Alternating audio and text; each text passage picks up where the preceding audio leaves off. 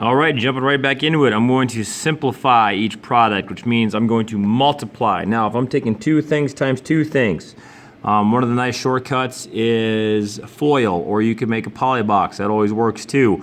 But with this one, since the one shortcut I try to show you is that when it's a plain binomial with another plain binomial, you'll always have the variable squared, you'll always have the sum times the variable, and you'll always end with the product of the two numbers. Okay, so if you want to make a polybox and prove me wrong, go for it, but this pattern always happens. Okay, 2 plus 9 is 11, 2 times 9 is 18. Okay, because if you did FOIL, you'd have a 2x and a 9x, which would make 11x, and then you'd have the x squared, because x times x, and then 2 times 9 is 18. So again, make a polybox, prove me wrong. Here I'm going to go ahead and do FOIL. Okay, so I'm going to go first, which is 4b times b, so that's a 4b squared. I'm going to go outside. That would give me a negative 32b. Then I would go inside. That would give me a negative 1b. And then I'm going to go last. That would give me a positive 8. Again, if you made a polybox, you get these same four pieces anyway, okay? But FOIL stands for those four multiplications. First, outside, inside, last. Okay, so we got to combine like terms.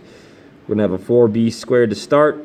Negative 32 things minus one more would get us down to a negative 33 things. And then we'd have a plus 8. Boom, end of story. Ugh, 15 to 16. We got a binomial times a trinomial, all right? So again, my best method is to use a polybox. You're taking two things times three things, then line them up. So here I have the h plus 2 and the 3h squared and the h and the minus 7. Let me double check just to make sure. And then I got the z and the minus 1, the z squared, the minus 4z, and the 9. All right, here we go. So I'm going to fill this all out and write down the answers. Okay, so one thing that help. Okay, remember lone variables technically have a 1 for an exponent, and they also have a 1 in front. This is 1h and 1h. Down here, this is a 1z to the first. That's also a z to the first. All right, go. Now you're just doing big kids, little kids rules. Okay, 1 times 3 is 3. H to the, b. H to the third. There we go. 1 times 1 is 1. H times h is h squared. Single h squared. Negative 7 times h is a negative 7h. Okay, one box at a time, friends. 2 times 3 is 6. H squared comes along for the ride. 2 times 1 is 2. H comes along for the ride. Negative 14. Okay. Now, if you set them up correctly, standard form to standard form, your diagonals will be like terms. So 6 things plus 1 things will eventually be 7. 2 minus 7 will be 5. We'll get to that in a second. I'm just going to fill out the other polybox while I'm at it. Okay, z times z to the second is a z to the 3. It's 1 times 1, basically, so nothing changes out in front. I think there's a 1 there. You can write those if you want, but to me, they just kind of make things extra messy. But hey, whatever makes you happy. Negative 1 is actually really easy. If you multiply anything times a negative 1, you just make it opposite. So I'm just going to copy and paste the top, make them all opposite. There you go. Again, prove me wrong. Here we go. Z times a negative 4z is a negative 4z to the second. Okay, big kids multiply, little kids add. And then a 9z right here.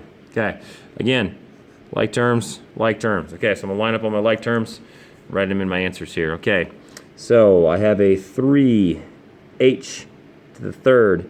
6 and 1 makes 7. I'm going to have a 7h squareds.